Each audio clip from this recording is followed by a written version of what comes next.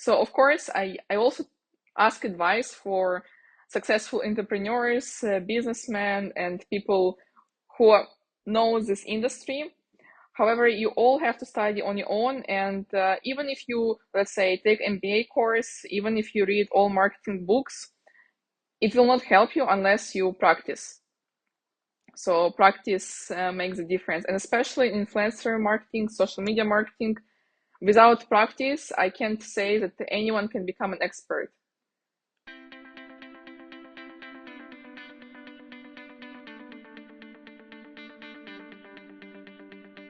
皆さんこんにちは。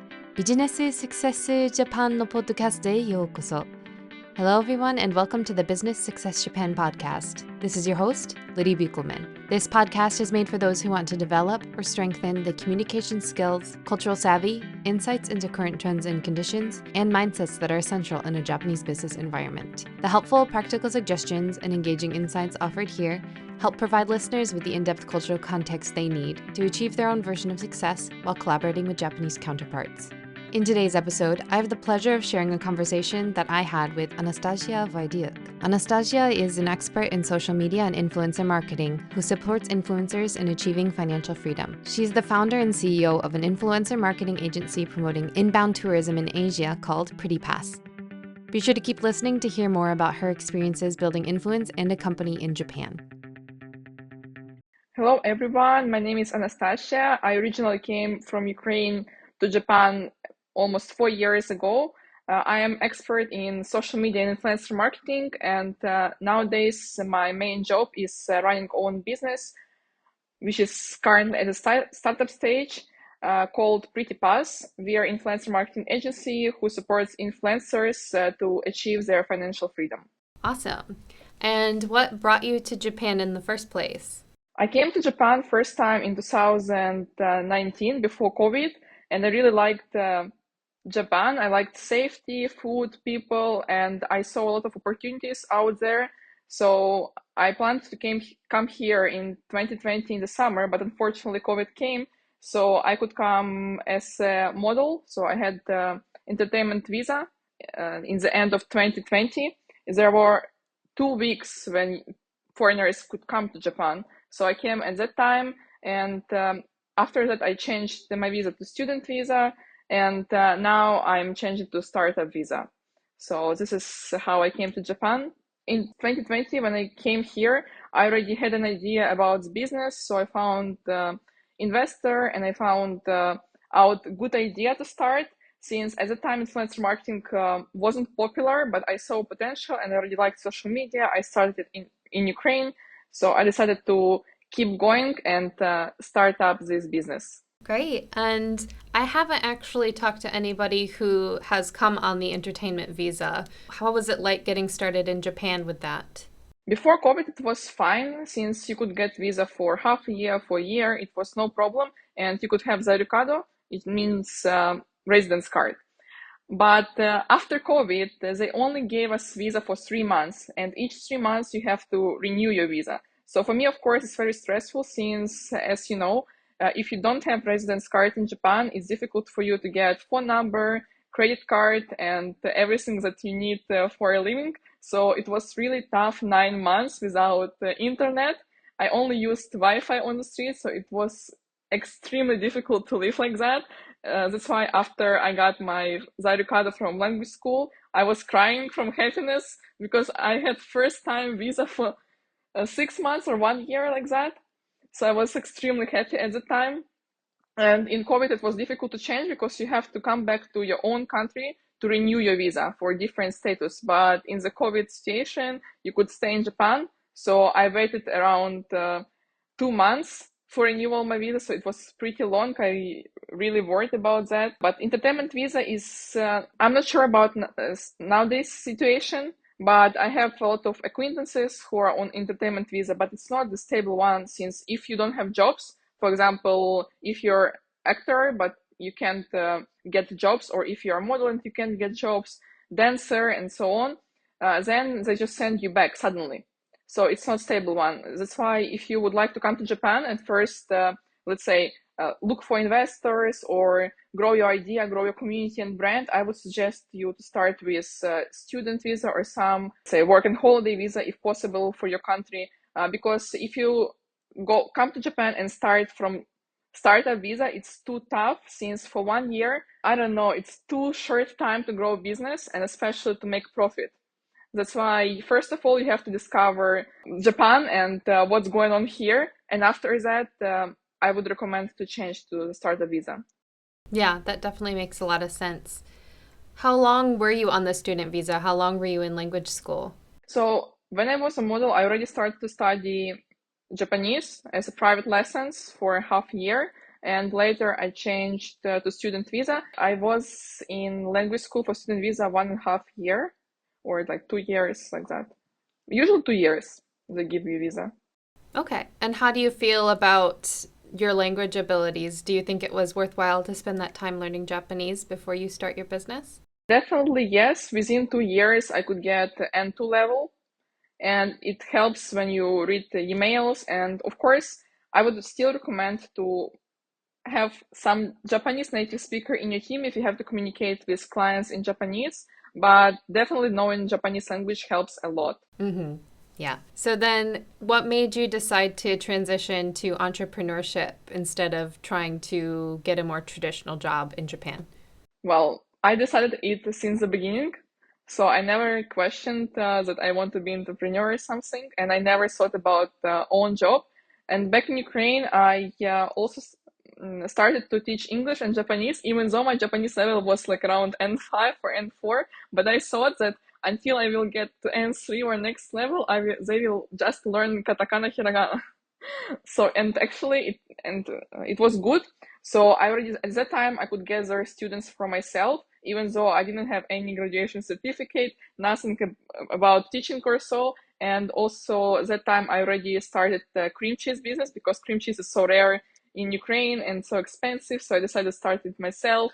And this kind of thing makes me excited when I do something on my own, when I create this project and grow it, when I gather the team. And I'm actually good at gathering people, growing community, and also giving a structure to business. But when I work for someone else, and I also had this experience since I worked as a model agent for a short time while COVID, when I work for someone else, I try to build my own structure there. And I try to improve, and I put all my efforts and energy in someone else's business rather than my own project. So I decided, why should I put this energy towards someone else if I can grow much, much better by myself and I can improve the way I want it.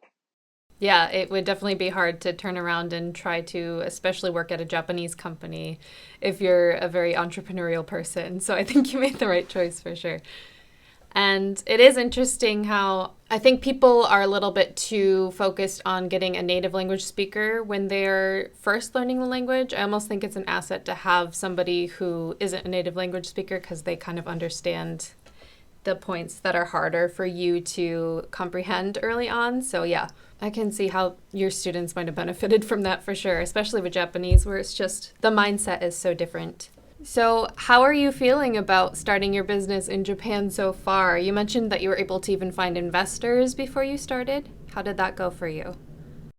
Yeah, but actually, so I found it, but I think I wouldn't recommend people who start a business to start with investors. And if you can, you should do it without investors, since then you split responsibilities. And even though you will do all the work yourself, someone else will get your shares or will get a part of your business, even though you are working on it on your own.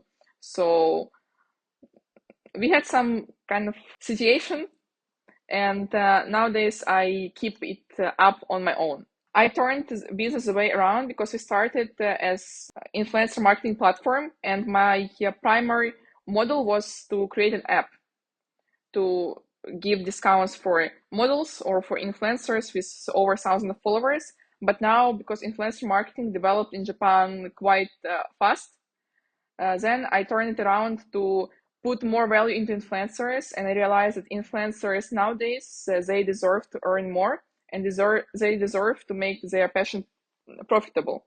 So that's why I couldn't keep up with that model, and I just kept the same business but with a different approach. So that's why I decided to keep it on my own without any further investment. So, and in exchange of that, I give some service for that person. I mean, support with influencers like that for a specific period of time. Do you feel like it's a little bit overwhelming to run this company by yourself, or are you quite confident that you have the tools and the mindset needed to really make it work on your own? Of course, I find it very complicated since I had to study everything on my own from the beginning. So, of course, I also ask advice for successful entrepreneurs, businessmen, and people who know this industry. However, you all have to study on your own. And even if you, let's say, take MBA course, even if you read all marketing books, it will not help you unless you practice. So practice makes a difference, and especially in influencer marketing, social media marketing. Without practice, I can't say that anyone can become an expert. Yeah, if it's something so new, there's a lot that you kind of probably just have to figure out on your own, unfortunately. Or fortunately, it also sounds like a lot of fun. So, how were you able to make a network of people that you could trust to go to for advice in Japan? Well, there are several parts of my community and of influencer agency. One is influencers, and another one, I don't know, three parts. One is influencers, another part is your team, and another part is your clients. So for influencers, when I just started, I was no one in Japan. I was just a simple foreigner with 3,000 followers, which I got because of joining someone's YouTube channel. Someone appeared on some YouTube video, and I got this 3,000 followers. But I literally didn't have any influence on social media. So when I messaged the people to join my platform, of course, I got around 10% or less replies. So most people just ignored or thought it's kind of weird message. And of course, I didn't know how to communicate with influencers well. So I just copy paste messages and change the name. So this is how I gathered first, I would say 50 influencers by just sending messages every day and growing this community step by step. So after I realized, okay, around 80-90% of people, they just ignore me and don't reply. So I have to become one of them. So they replied to me. And in 2022, in February, in this month, I put the goal to grow 10K followers. And in 2022, Reels were so popular. It was extremely easy to grow your followers. And I just posted Reels every day. I even rented hotel to take Reels because I didn't know that I could take them at home. I thought I have to be cool. and, and I realized that sunset is so fast in February, and you can check out only 3 p.m. So basically, you have only 1.5 hours for taking your reels, and after you have to wake up very very early in the morning before sunrise to continue taking reels before checkout, because checkout is also in the morning.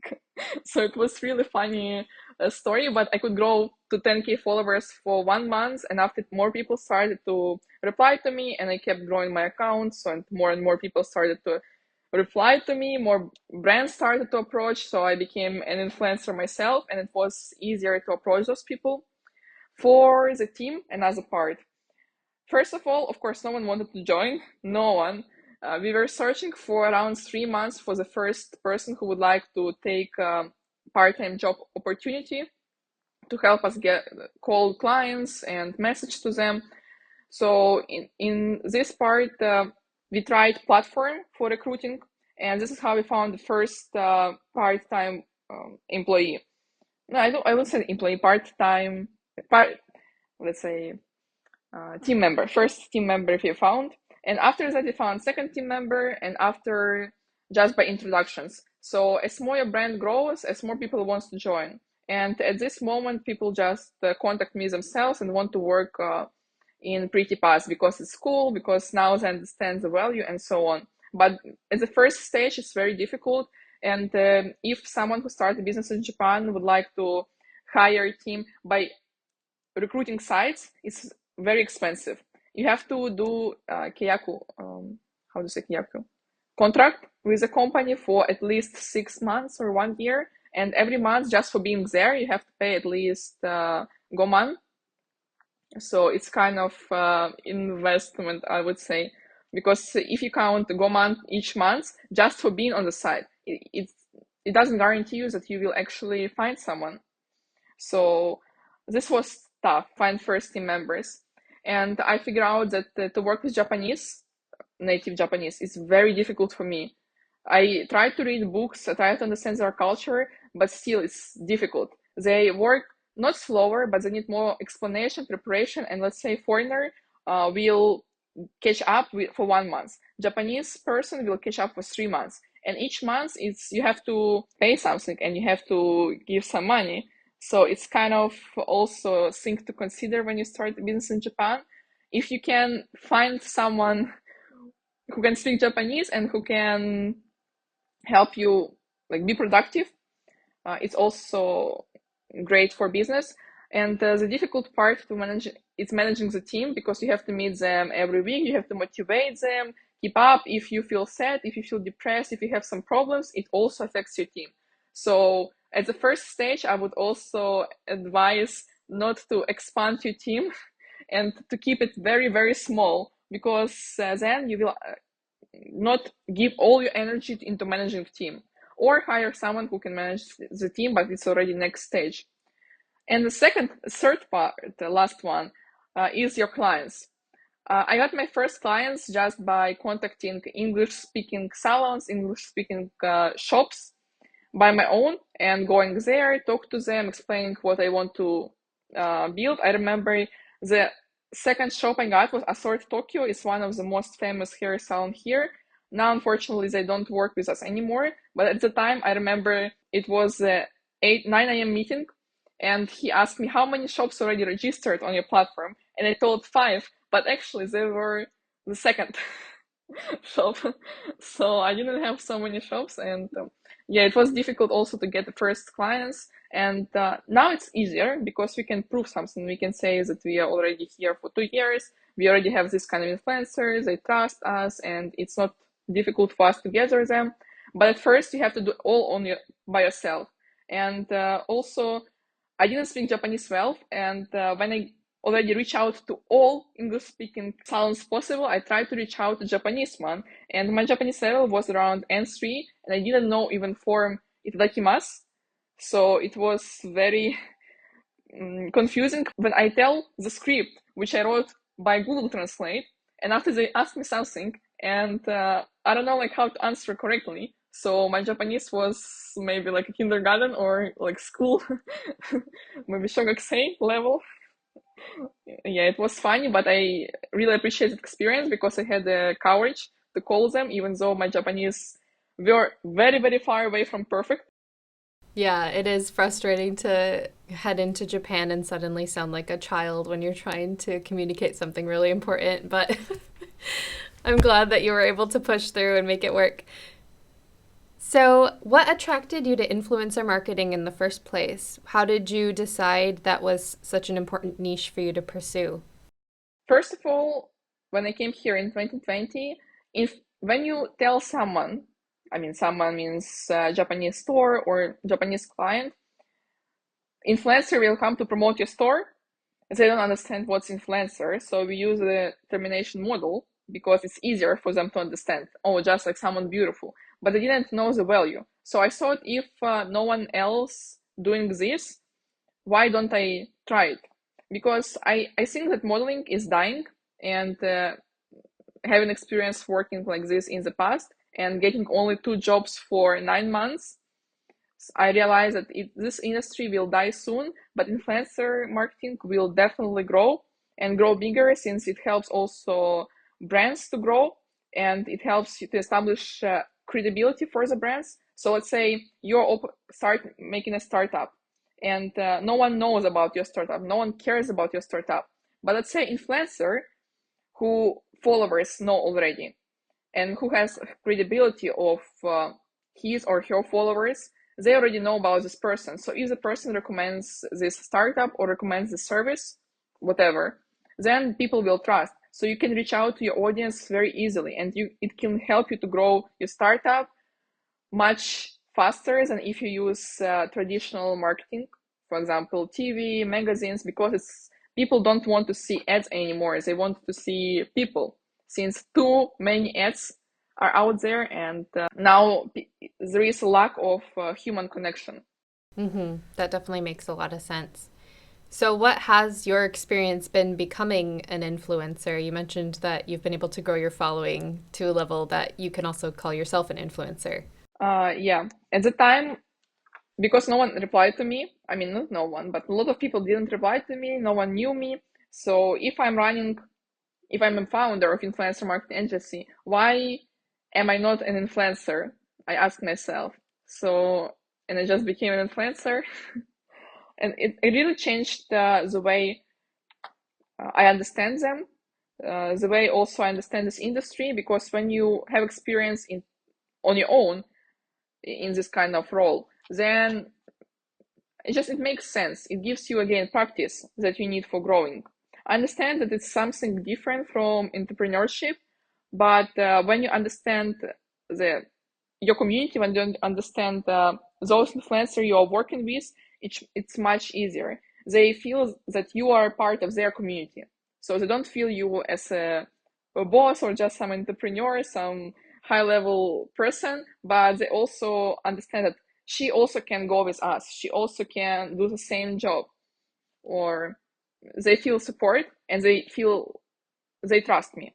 And how were you able to become an influencer? What does it take to become an influencer? Like the day to day work that goes into it? It never stops, actually. So most of people think if you grow followers, you grow influence. However, if you study what is influencer, it's completely different from what most people define. Influencer is not a person who has thousands of followers. It's a person who holds influence for a specific target audience. So let's say you can be a doctor and you hold influence because you have authority. Or let's say you are Kim Kardashian. She's kind of celebrity, but she also holds an influence because of her popularity. So she not only grows her followers, but she also grows her offline brand. So she joins events, different awards. She also appear in dramas, and she grow her business as well. So she appear in different ways that helps people to remember her.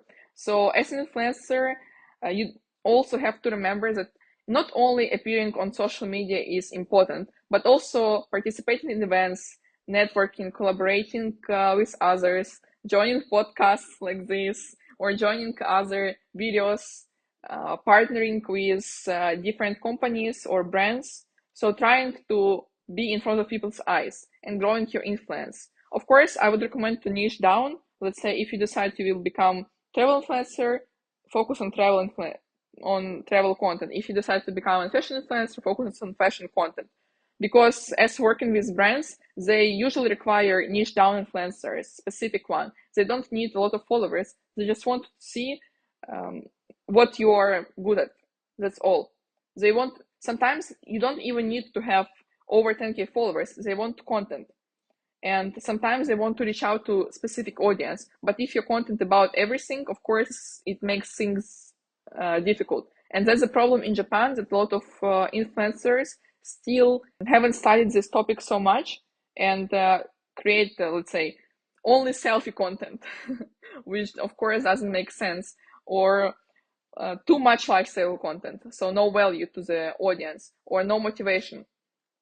So this also kind of small problem in Japan. But I think Japan will soon overcome and develop this industry as well as any other industries popular here.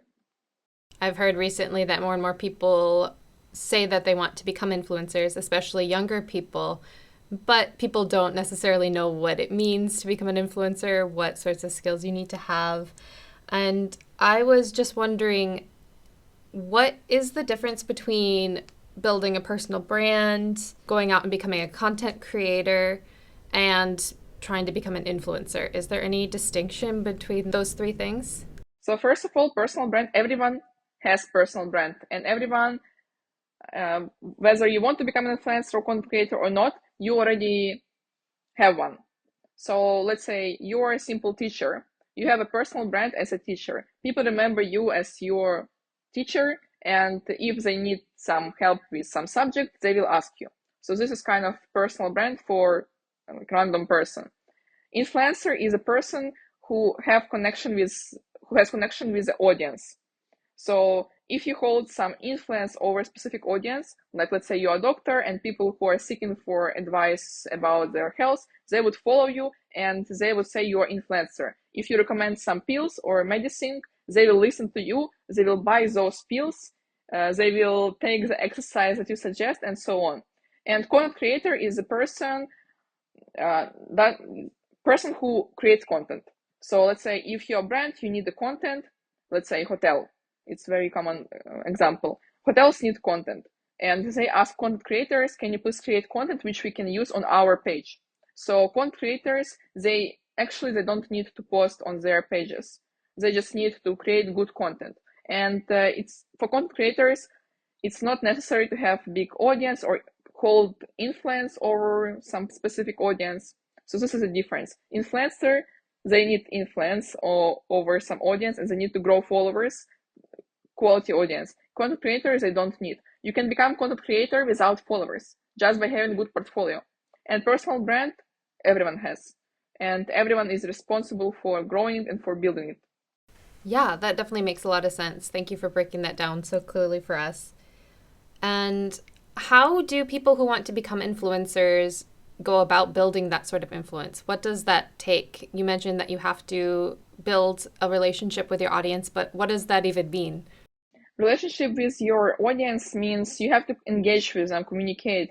You can use comments, direct messages, you can ask them advice on stories, or create content that will engage with them, means you ask them questions or you discuss a specific topic, like hot topic of the day. For example, in travel industry, you discussed why people only go to Kyoto, Osaka, and Tokyo, and they never visit such prefectures like Tottori or Niigata, and people start to engage. So usually when brands hire influencers, they see engagement rate. How many people like, comment, share their posts, and this is what you want to have with your audience. This kind of communication you need to build over time. There is no fast way or quick start. You can't buy it. The only way you can increase your engagement is by collaborating with others. For example, you do a collaboration live stream or you do collaboration reels, so you can reach out to the audience of another person. And this is kind of organic and fast way to grow. Also, when you have events or when you hold events on your own, you also engage with audience, but let's say offline, or if it's online event, you engage with them online. And live streams also help. If you hold live streams every week or every 2 weeks, it definitely helps to build a connection between the audience. Of course, not everyone will watch your lives at the beginning, as anywhere. It's as in any business, but over time, more and more people will join, and more people will think you are interesting. And what does it mean to be interesting to people? I guess some of that would come from being in a specific niche, correct? But how important is it to focus on being just a warm, friendly, entertaining person versus trying to position yourself as some sort of expert in an area or a trusted source? Well, it also depends on what kind of niche and what kind of monetization way you would choose. For example, if you just want to collaborate with brands, it's enough to be like travel influencer, lifestyle, beauty, or something else. But if you want to be a specific expert, it will take longer time to grow for you. Definitely yes, because not so many people interested to learn on social media. And actually, social media is created for entertainment rather than learning. That's why it definitely takes longer time for experts to grow. But once you grow as an expert, let's say again, doctor or yoga teacher, sport instructor, it will have a long-term effect. So, but for entertainment, sometimes it's good to mix. There are different types of content that influencers can create, and one of them can be educational, one of them can be entertaining, one of them can be informative, and so on. So it also depends on your strategy and what kind of result do you want to achieve. Yeah, great. Thank you.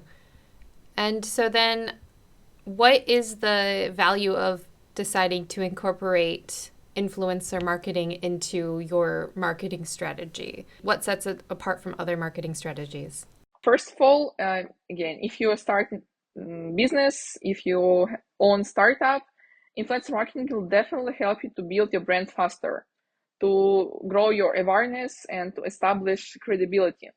So this kind of components is something that really takes time to achieve with traditional marketing, with magazines, TV, and influencer marketing comparing to other marketing will not cost you that much and will be much faster if you know what kind of influencer to take, if you can do great research, if you can identify which influencer will fit to your niche and which influencer holds an influence over your specific audience. It doesn't have to be influencers online. It might be such influencer as, again, doctor, lawyer, and you might even cooperate offline. So the only thing that you have to distinguish is the right influencer for your business. And also it can help you to increase sales, since if, let's say, you own product business and let's say you're selling cosmetic, it's very easy for you to approach influencer. You can approach by gifting campaign, or you can approach by paid campaign, which will of course motivate influencer to create more content and appreciate your brand more. Yeah, so increase in sales is really good. Now affiliate marketing is so popular, and even for experiences, for stores, a lot of restaurants, travel platforms, they want to use affiliate marketing. Affiliate marketing is when influencer recommends a, let's say, restaurant or some brand product, and after that people buy throughout special link and influencer get commissions out of that. So this is influencer marketing, affiliate marketing. Yeah, and how do people find influencers that are the right fit for their specific product or for the specific audience that they're hoping to cultivate? Where do we even begin with that? The fastest way is to use influencer agency. Because influence these agencies, we already hold influencers, so we have connection with them. And when we reach out to ask them, oh, can you please do this campaign, or can you please post about this product, like this. So we also support them with content, and it's easy for us to reach out to them. But when you want to do it yourself, it will take time, and you need marketing tools as well, or you need credibility to ask influencer to send you insights, so you can check what kind of audience they have, what kind of engagement rate, and what kind of interest those audiences hold. That's why first recommendation, to use influencer marketing agency. Second recommendation is to use tools. Or if you already well-known brand, just ask influencers for media kit. Some influencers have, smaller influencers might not have. But Media Kit is just portfolio about influencer with their statistics, what kind of audience they have, what kind of niche they are in, like this. And what is a influencer agency? How do they usually function? Are they structured as kind of how talent agencies are, where people have to be exclusively a part of this agency versus another agency? Or is it a little bit more just like, we have relationships with these people, so we can introduce you to them? Influencer agency is kind of similar to talent agency or to model agency. So basically, it's a agency that have connection with influencers. So that's it. Some agencies, they want exclusive contract. Some agencies, they don't. And in our case, like Pretty Path is different because we focus specifically on foreign influencers in Asia. For now, we are growing in Japan, but in the next 3 years, we are planning to expand in other Asian countries. So this is our strong point, like foreign influencers in Japan. And we also niche down to travel influencers.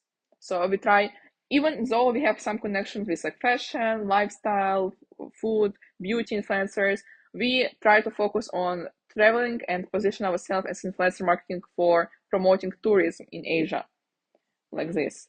So, and other influencer agencies might, let's say, hold network of Japanese influencers. So for us, it's difficult, and because I'm also foreigner, it's much easier for foreigners to trust me rather than to some Japanese companies. Yeah, that definitely makes a lot of sense. And so then, are there any common mistakes that you feel like people should be aware of when they want to work with influencers in Japan? Yeah, definitely. Maybe not only in Japan, but just around the world, it also applies. So first of all, think of influencer as not the person with lots of followers. Followers doesn't matter so much. Usually what I check now is how many views on Reels, how many comments, shares, and I see the growth. If account is growing, then I trust this influencer more. So for now, I found the influencers with less than 10K followers, but I see that their reels has like 10K views, 100K views. Some reels have even over a million views and like over hundreds of shares. I see the comments. So, and I see that engagement rate is pretty high for that kind of number.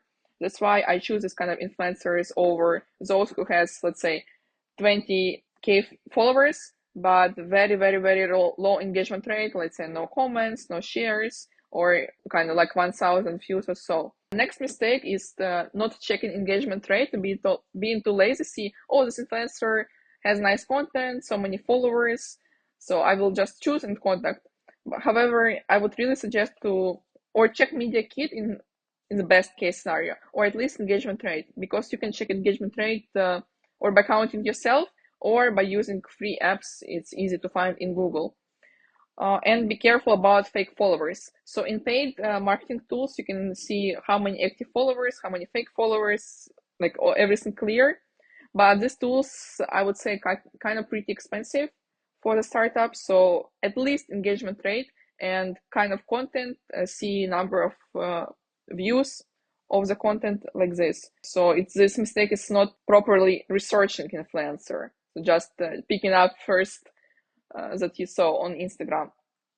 And yeah, understand that when you contact influencer and when you want to partner with them, it's a long-term relationship. It's not one-time deal. So a lot of Japanese companies still do it as a one-time deal. They will send you product, please post about it. But they don't understand that people don't buy just by looking at one picture. They need some time to realize that this product or service is good. They need to understand what kind of benefits, why it's worth to go there, or why it's worth to buy this kind of product. Because again, people don't come on social media to buy products. We go there why? To entertain ourselves or to fulfill our free time. Yeah, I know from personal experience, I need to see something a few times before I even consider actually engaging with it. So, having a one off campaign would not be especially useful, I think, for most people. It's surprising to me that Japanese companies approach it as such a one off because kind of the culturally based common knowledge around working with Japanese companies is that everything is about having really long relationships and building trust over long periods of time. But do you think it's just because it's such a new area that people don't apply that same mindset to it? But if you just think logically, there are no influencer marketing degree in Japan. No. And only one university found in Spain which has influencer marketing degree, and you can get master of influencer marketing, which I'm going to apply for next year. Yeah, and I got expert diploma, but this subject is only in maybe like in two countries, but I found only Spain. So of course, no one studied properly this industry, and all books that are now in universities are new. So, and even though I read some books already 2 years ago, and I have to write, let's say, report and my own opinion, case study on it, I realized that this book already outdated, and this book already should be removed from the program. So I already have my own opinion because I worked in this industry since I came to Japan second time. I'm all time in this industry. So this is a problem because no education, there is no one who will teach you how to do it properly. And in companies, there are not so many passionate people who really want to research, who really want to spend their left time after Zangyo for improving their skills in influencer marketing, of course. And there is no one else, no one who can teach people how to do it properly. So just by experience and by looking at others, they understand. So I think it just needs time to grow, and it will be fine. First, because influence, like when it started, I think from last year, people started to consider influencer marketing in Japan as a big deal. And the government, they already published a law about stealth marketing. So I feel 2023 was the year it just started in Japan. So of course it's too new especially for Japan. It takes time. I feel around 2-3 years from now on, even 5 years from now on, it will take for influencer marketing to grow. Yeah, and it's great that you're able to kind of hop in while it's still so young and help shape the landscape there. It'll be interesting to see how it develops.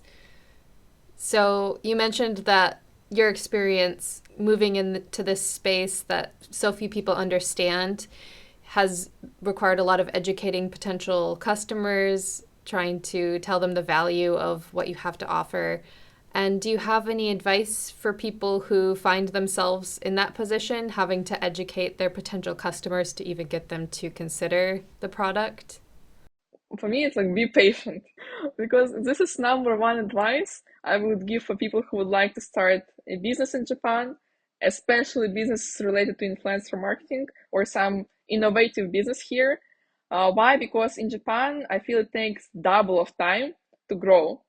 Not because Japanese people can't work or slow, because the culture, again, is different, and they prefer to overcheck everything over time and prepare so they don't fix mistakes later.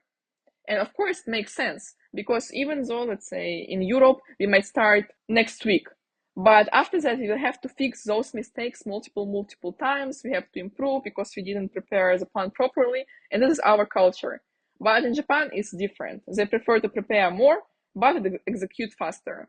So for me, it really took time to realize that, and it took some misunderstanding with Japanese, like why they take so long, why they need to write this multiple emails, why they need to take a month to prepare a simple contract like that. But when you live here, you realize it makes sense. So just be patient, and over time, it will help you to grow your business. Yeah, that definitely resonates with a lot of people's experiences I've heard. Just take your time. Don't be too impatient. Make sure that everybody understands what's going on and don't get too eager to make things happen quickly, because people will move at the pace they want to move at. So, I'm a little bit curious about how you figured out how to monetize your service, because it's easy to have cool ideas about how to match a certain need with a certain supply in an economy, especially with something digital. It can be hard for people to figure out how to actually make money in a sustainable way through it. So how were you able to figure that out? Again, it took time because my first model was to monetize app and to give a subscription for the shops. Our second actual try, was to monetize by tickets. So freemium model. You first get 5 tickets for free to invite influencers, and then you have to pay to have access to influencer network. But this model wasn't sustainable since it required a lot of resources, especially human resources, to make calls, to contact the clients, and also my resources to manage all of that situation, to manage sales and so on. So it wasn't sustainable. And from this year, even from the end of last year, one company approached me saying, "We would like to partner with you. We would like to give you the links, and you can like do the same. Go to the restaurants, promote the stores, but you can also make money by earning commissions." And as an agency, we can work with not only one company, but I researched, and there are 4 our target clients, including Booking.com. Yeah. And now Agoda is a part of Booking.com. So we can also partner with them, and we can collect experiences from out of that, and I feel like marketing will be our main platform, since our main income stream, since we can make money passively through influencers. And also another income stream might be to create a tours of our own, so influencer tours or Instagram tours, and this is another way to pitch clients. And also sometimes clients approach me for paid partnerships. And now we are developing Pretty Pass Academy, which is education for beginner influencers who would like to become an influencer and enter the agency but have no influence, so they can just study from influencers who are already in the agency, who already have experience in this industry. So this is the fourth way to monetize. And actually I listed 10 ways how can we monetize, so we just need to execute. And now I am really hustling around, talking to clients, convincing different platforms, because I started to come to business events more often. I really niche down, and I only talk to people who are interested in working with me or partnering. For example, I met a person who holds a platform for education, and now idea of Pretty Pass Academy was born. So why not we do this with our influencers? Because I used to educate myself, and of course it takes time. But if I have influencers in the agency, why not to give them an opportunity for making money? So this is kind of another way. And there are around really 10 ways how can influencers make money. That's why I really want to support our mission to help influencers to achieve financial freedom and create as many opportunities as possible for them. So, and they can just choose and pick up the one they like. For example, some influencers would like to focus on educating others and creating courses, creating their products, and we can help to promote with our brand. So they don't need to care about how to receive money, how to manage all these clients. They just have to enjoy doing what they like, following their passions, and we will take care of negotiation with clients, of giving offers to them, and helping them to grow financially and influencing wise. Yeah, it's so exciting to hear about all the different ideas you're able to work on, starting with Pretty Pass and kind of expanding out. But you've also mentioned that you aggressively niche down into the travel space, but at the same time, you have different ideas about where to expand to. How do you choose which areas to focus on and decide which areas are worth investing time into exploring, expanding into? Yeah, you need to do research. So because tourism is growing in Japan, is definitely the niche to jump into. And because there are competitors in influencer marketing world, in, like my, I don't want to have direct competitors, and I don't want to do like everyone else do. So I research about the similar companies, the platforms that I wanted to create, and I see that they're always losing money. They are gathering funds and losing those money, and they have like minus akaji, yeah, in the red zone. So of course, if someone else has this kind of situation, and if I do the same, I probably will have the same situation. Why? Because clients not satisfied, influencers not satisfied. So I figure out the problems, and I don't do the same mistakes as they do.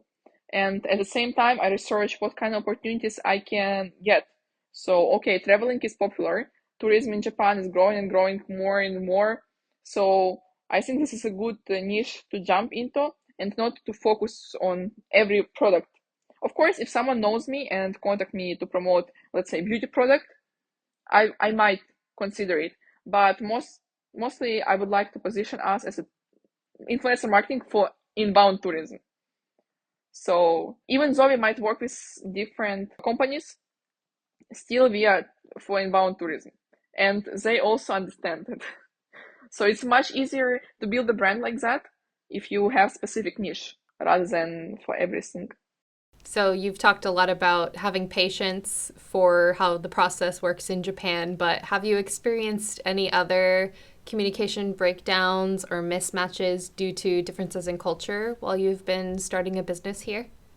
Yes, of course, everyone I think experience.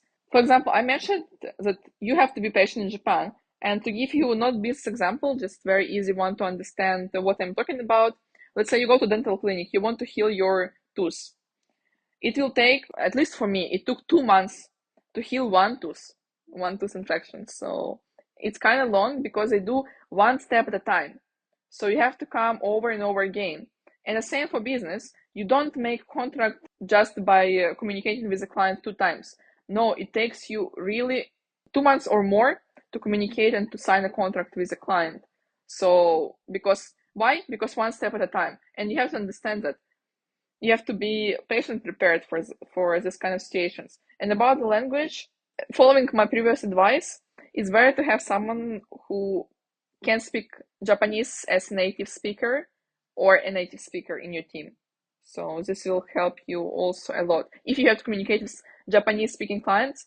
But if you have a chance to have clients who speak your language or English speaking clients, it's much easier since Japanese language is not as easy polite wise. Sometimes we have super polite form, sometimes we have casual form, and I got some advice that I have to speak like shimas and this simple form because I'm a foreigner rather than keigo.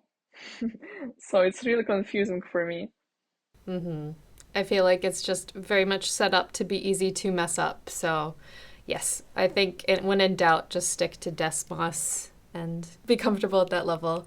So, thank you so much for sharing your time on the podcast. I definitely learned a lot, so I know that my audience did too. But is there anything you wish we had talked a little bit more about, or anything you wish I had asked you? I think it's fine because I already shared so much information that I feel it's better for people to process at this time rather than to oversharing. If your audience likes, we can continue part 2 of this podcast. Yeah, for sure. I'm very excited to hear more about how the company progresses, especially since it's such a new space in Japan. So, yeah, people can check out the links in the description of this episode to learn a little bit more about what you're doing. And hopefully, by the time this comes out, you'll have done a little bit more work in the education space too, so people can learn a little bit more that way. So, thank you so much. Yes, thank you so much for inviting me and for having me on this podcast.